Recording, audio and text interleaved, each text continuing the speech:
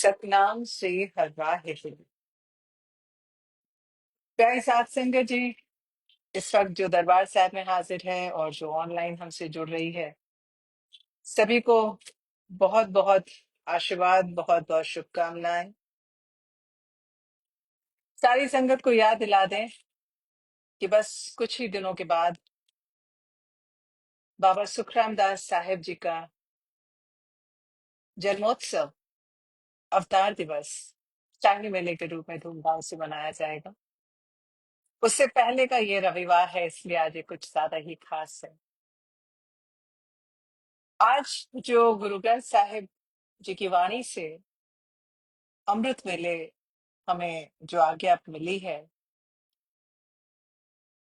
वो आज्ञा भगत भीखन की वाणी के रूप में मिली है। भगत भीखन का नाम बहुत कम सुना होगा सबने। भगत कबीरदास, रामदास, नामदेव सबका नाम सुना है। भगत भीखन का नाम जरा कम सुना है। भगत भीखन के बारे में भी मैं बताती चलूं। भगत भीखन जो थे वो सूफी संत कहे जाते हैं। कुछ लोगों का मानना है कि नहीं, वो सूफी संत नहीं थे। खैर, हम उनमें नहीं जाते हैं, हम भाव की बात करते हैं जिससे उनका नाम भगत है और जिसकी वजह से उनकी वाणी गुरु ग्रंथ साहिब में सम्मिलित की गई है। जो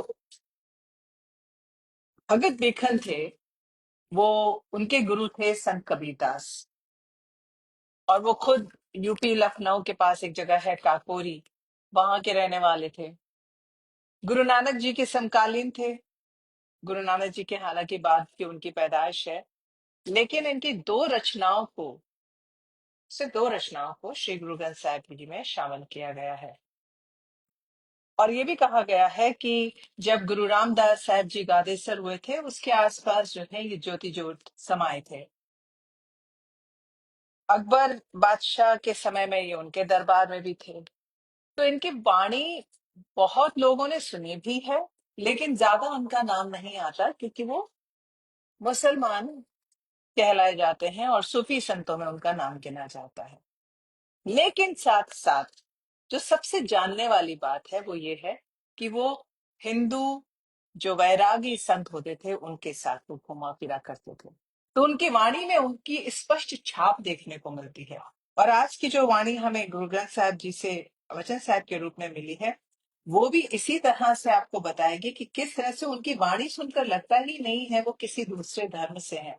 उनका धर्म तो एक ही है, वो है प्रभु की भक्ति और उनके प्रति प्रेम, और वही उनकी वाणी में झलकता है। तो आज की जो ये हमें वचन साहब मिला है, राग सोरठ बाणी भगत भीखन की, एक ओंकार सतगुर प्रसाद, उस भगवान के नाम की प्राप्ति हमें अपने सतगुरु के आशीर्वाद से, उनकी कृपा से ही प्राप्त होती है। आगे वाणी देखिए, आपको समझ में ही नहीं आएगा ये किसी शेख फकीर की वाणी है या किसी साधु संत की। भगत भीखन की वाणी फरमाती है, नैनव नीर बहे तनकीना भय के सुदूत वाणी।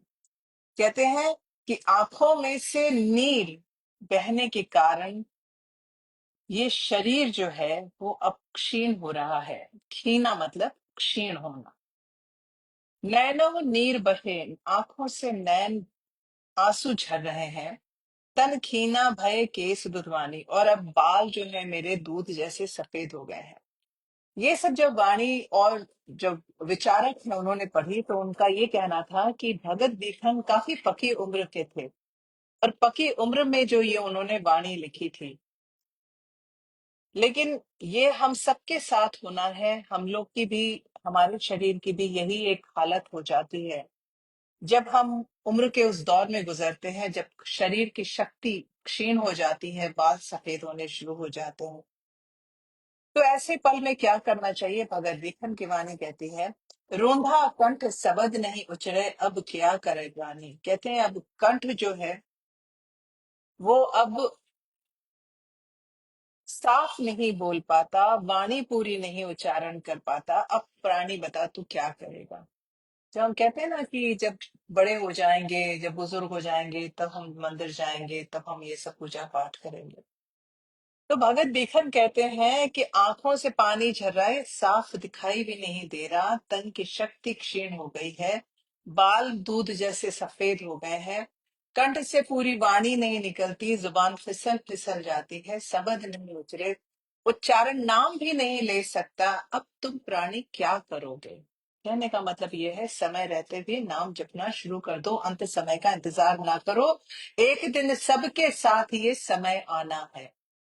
आगे कहते हैं, राम राय होए वैद बनवारी, अपने संत ले उबारी।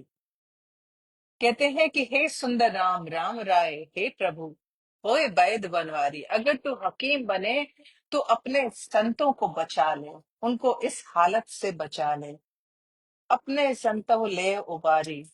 रहाओ। आगे कहते हैं, माथे पीर शरीर जलन है, करक करे जय माही। कहते हैं कि वृद्ध होने के कारण सर में पीड़ा पड़ी रहती है, माथे पीर, शरीर जलन है, शरीर में जलन होती रहती है, कभी हाथ में कभी पैर में, करक कलेजे माही, और एक कसक कलेजे में, एक हृदय में उठती रहती है। किस अंग की फिक्र करूं, सारे ही जिस्म में बुढ़ापे का ये रोग समाया हुआ है, ऐसी बेदन उपज खरी, भाई वाका औखद नाही। कहते हैं कि ये पूरे शरीर में ऐसी वेदना उपज पड़ी है, अब उसका कोई भी औषधि नहीं है। ये ऐसी है जो उम्र के साथ आनी ही आनी है। ये उन्होंने हमको एक फैक्ट बता दिया, एक सच्चाई बता दी, बड़े ही सीधे सच्चे कठोर शब्दों में, कि ये सबके साथ होना है। आगे गुरु वो साहब फरमाते हैं, भगत बिखन फरमाते हैं, हरि का नाम अमृत जल निर्मल, एवं अखद जग सारा। कहते हैं और औषधि क्या है भाई, अगर कोई रोग है तो उसका कोई ना कोई इलाज तो होगा, कोई ना कोई औषधि तो होगी। और अगर ये रोग बुढ़ापे का है, उम्र का है, तो उसकी औषधि क्या है। तो भगत बिखन कहते हैं, हर का नाम अमृत जल निर्मल, कि भगवान का नाम सारे जगत में अमृत जल के समान है, ये औखद जग सारा। कहते हैं और यही इलाज है, यही औषधि है सारे जगत में, उम्र के इस दौर की, उम्र के इस रोग की। गुर प्रसाद कहे जन भीखन, पावो मोख द्वारा। आगे कहते हैं, और गुरु की कृपा से मैंने इस नाम को जपने का रास्ता ढूंढ लिया है, मुझे फिक्र करने की जरूरत नहीं है, क्योंकि मुझ पर गुरु की ऐसी कृपा हुई है। एक तो मुझे पूर्ण गुरु मिला है, गुरु से नाम की दात मिली है, और यही नाम की दात है जो इस रोग की भी औषधि है, सारे जगत में ढूंढो तो नहीं मिलेगी।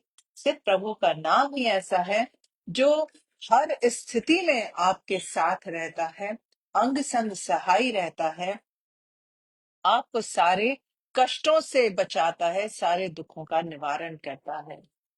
गुर प्रसाद कहे जन भीखन, पावो मोक्ष द्वारा। और कहते हैं और इसी के कारण मुझे मोक्ष की प्राप्ति होगी, मुझे मोक्ष का द्वार मिल गया है, गुरु की ऐसी कृपा मेरे ऊपर हुई है। आगे कहते हैं, ऐसा नाम रतन निर्मूलक, पुण्य पदार्थ पाया। कहते हैं कि निर्मूलक मतलब जिसका कोई मूल्य नहीं हो, अनमोल हो। तो मुझे नाम का ऐसा रतन मिला है जिसका कोई भी मोल नहीं है, अनमोल है वो, पुण्य पदार्थ पाया। कहते हैं और जो भाग्यों से मिलता है, एक इसका अर्थ ये भी निकलता है कि ये जरूर मेरे पिछले जन्म के पुण्य कर्म होंगे, जो इस जन्म में मुझे गुरु की प्राप्ति हुई, और गुरु के द्वारा मुझे नामदान मिला। तो नामदान मिला, गुरु मिले, जरूर मेरे पिछले जन्म के पुण्य पदार्थ होंगे, तभी ये सब मुझे प्राप्त हुआ है। तो क्यों ना वो जो नाम की दात मुझे गुरु से मिली है, वो नाम जप के मैं मोक्ष का द्वार देखूं, मैं मोक्ष का द्वार ढूंढूं। तो आगे वो कहते हैं कि बस इतना समझ ले ये मनुष्य, ये प्राणी, कि आज की डेट में, आज के समय में अगर आपके पास गुरु है, नाम की दात है, तो आपके मोक्ष का द्वार आपके हाथ में है। नाम जपना, अपना जीवन सार्थक करना, ज्ञान लेना, ये आपके हाथ में है। ये मौका, ये अवसर जाने मत दीजिएगा। अनेक जतन कर हृदय राखिया, रतन न छपे छपाया। कहते हैं और ये ऐसा रतन है जिसकी खुशबू, जिसका स्वाद आप कितना भी छुपाओगे नहीं छुपेगा। अनेक जतन कर हृदय राखिया, कहते हैं अनेक यत्न करके भी अगर हृदय में भी रखो तो भी छुपाए नहीं छिपता। क्योंकि नाम अगर आपने मन में बसाया है तो उसका तेज आपके मुखमंडल पर दिखाई देगा ही देगा। ये तेज, ये प्रेम का प्रकाश जो आपके मुखमंडल पर छाया है, इसे कोई नहीं ले सकता, कोई नहीं छुपा सकता। और कहते हैं कि जब नाम का रस आप अपने हृदय में बसाते हैं और हरि की महिमा गाते हैं और हरि के साथ जुड़ते जाते हैं, कहते हैं हरि गुण कहते कहन न जाए। कहते हैं और उनकी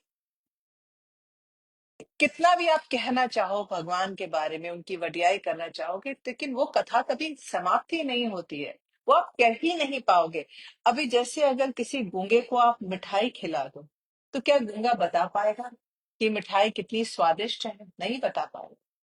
वो मिठाई लेके बस मन ही मन में अपना ही एक संसार बसा लेगा। आहा हा, मजा आ गया, कितना अच्छा है, कितना सुख संतोष मिल रहा है, लेकिन वो कह नहीं पाएगा।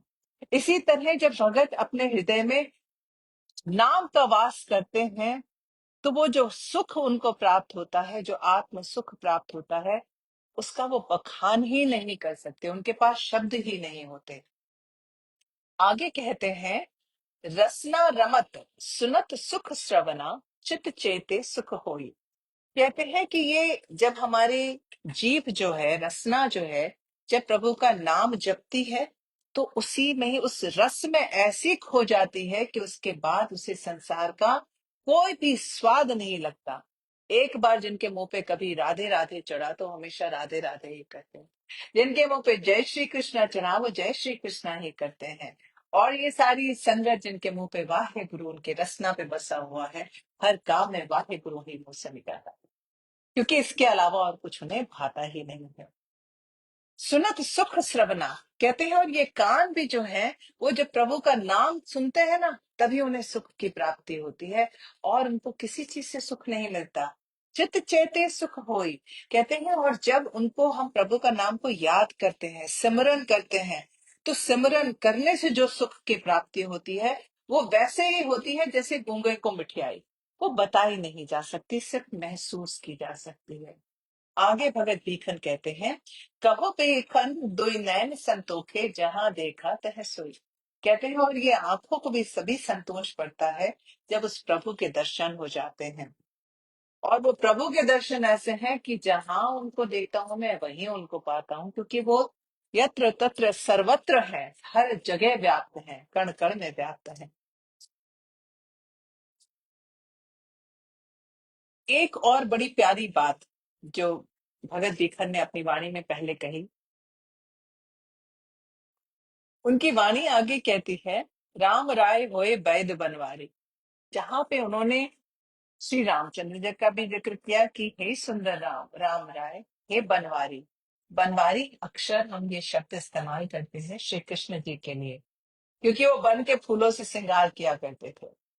तो वो बनवारी श्री कृष्ण को संबोधित करते हैं, और श्री कृष्ण को ही वो आगे हरि भी कहते हैं कि भाई, कहते हैं हर का नाम अमृत जल निर्मल। तो वो हरि को भी बताते हैं, तो कहीं ना कहीं उनकी वाणी में हिंदू बैरागी संतों की छाप मिलती है, जो कहीं ना कहीं वैष्णव होंगे, श्री कृष्ण जी को समर्पित होंगे। और मैंने आपको बहुत बार कहा भी है कि ग्रंथ साहिब में भी बहुत बार श्री कृष्ण जी की जो साखियां हैं, जो उनके भगत हैं, उनकी वाणी मिलती है। और अगर आप पढ़ें तो मुझे भी ये वही वाणी लग रही है जहां पे उन्होंने श्री कृष्ण जी का उल्लेख किया। श्री कृष्ण जी की इस बात से मैं कहीं एक मन में ख्याल आया कि श्री कृष्ण जी थे तो अनेकों रूप धारण करके अपने भक्तों के सामने जाया करते थे।